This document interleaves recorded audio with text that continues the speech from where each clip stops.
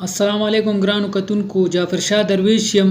ملګرو، نن در سره یو ډیره تاریخي ویډیو شریک کوم.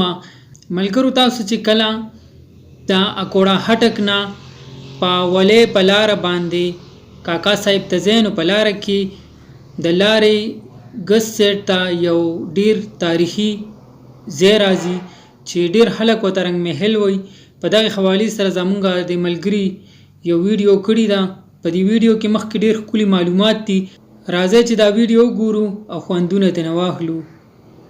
جو بابا سره به خبرې موږ دا هم تاسو مختصر غونډې وښایو لار کوم ځای ته تللې ده.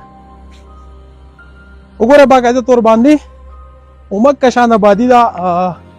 دې د پاسه لیکلي شوي چې شاهجهان څه نوم یې لیکلی دی، کېدای شي شاهجهان باچا جوړ کړي. بره ماشومان هم دي خو بهرحال بره چت ته ورخېږو، بیا تاسو ته دننه دا کوټه ښایو. راده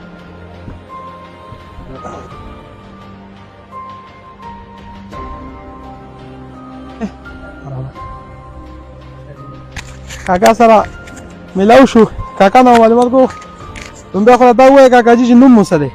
نوم مو محمد ګل. محمد ګل. ښه کاکا جي دلته کې څاروي واروي راوستي څرولو له د دې ځای اوسېدونکي یې تاسو؟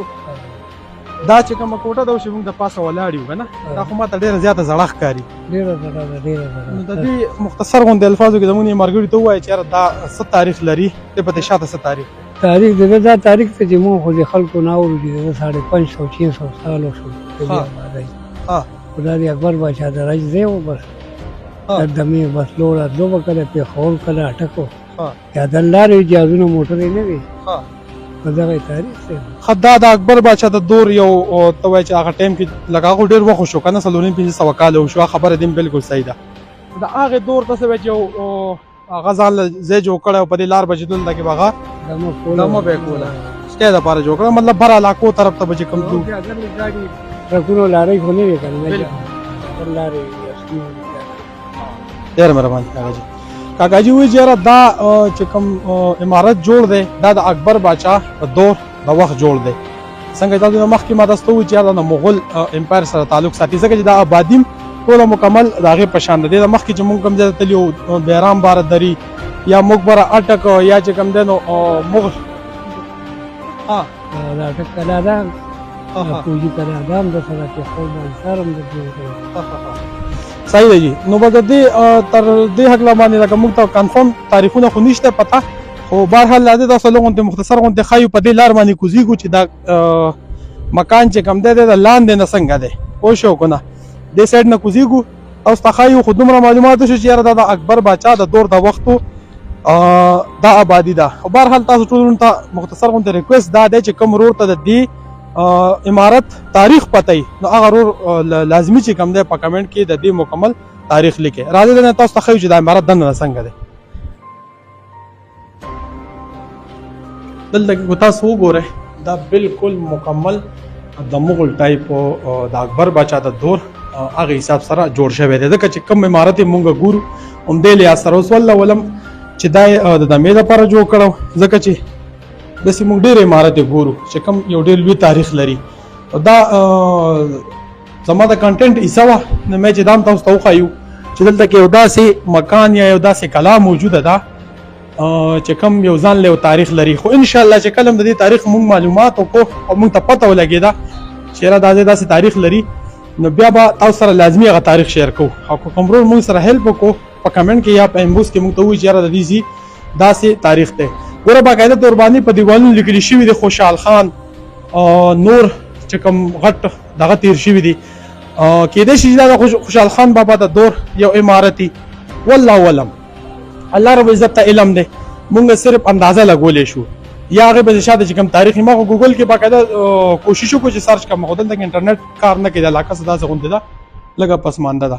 مونږ ته کې یو کس تا دی بل ملاو شي، یو کاکا جي دې سره ملاویږو. السلام علیکم. خیر یو بل ملګری مونږ سره ملاو شو. دې کې خزانه ده، هلته خزانه مو بدقسمته دې کې خزانې څه کوي؟ هغه خزانه په دیوال کې خو نه کېښوده. ټیک ته باچا و، خو داسې خو نه و چې بس هغه په دیوال کې کېښود ته به راځي نیسي. دې خبرې نه خبره کړم ښه. تاله و حاجی دې ځای کې تالاو ها اوس ما تالاو دا دیوال داسې کلی دی دا تاریخي دی دې کې اوبه وي ها یا هغه بچی چې براله حاجی دې کې به لکه هغه برالو یا به دغه سره داسې مشرانو د خولې مه اورېدلي که نه حاجی چېرې دلته به هغه بچی به په دې کښتۍ دلته کښتۍ وایي کې به لږه نو سیر تفرید وکړه دغه ځای کې پوړی ختې دي داسې ها دا ټول تاریخي ځای دی خو دا په بالکل. قسمتۍ نه بلبیرا دی دا بند شو دا روډ جوړ شو دا اوس جوړ دی ها. دا پخوا دا روډ نو دلته ټوله اونې وي باغونو مالټو بالکل، د امونو د قسم فروټو بالکل پخوانې نو دا د موږ د مشرانو په مکې دي او دا دې کې به چې کوم دی نو هغوی دا دلته شټې کوله دا ډېر جنګی و یخ ځای و بالکل خو هغوی خو به داسې یخ ځای کې ښایسته ځای کې ځان ته شټې خلک کوله داسې خلک و چې هغوی به ځان له زیونه داسې جوړول شټې دپاره نو دوی به داسې راتلل پیاده پخوا هغه لار اوس هم داسې شته ها پخوانۍ اوس خو دا روډونه جوړ شو هر څه ختم شو نو دوی به ډېره داسې مننه. تاریخي داسې تلل ډېره مننه کاکاجي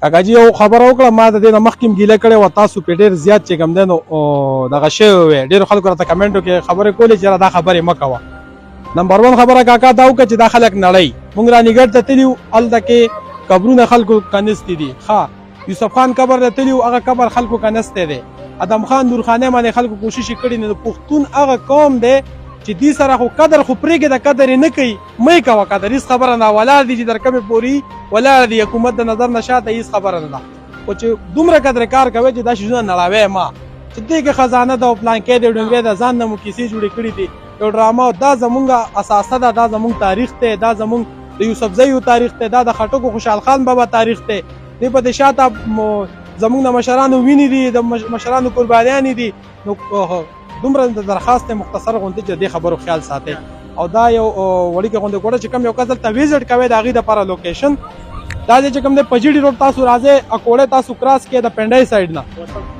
وتړ سټاپ هلته نه به راتاویږي بالکل جی پاټک سره به راتاو شئ چې لږ غوندې مزل وکړئ دومره مزل نه دی ټوټل به یې تقریبا کاکا جي 8 کیلومتره به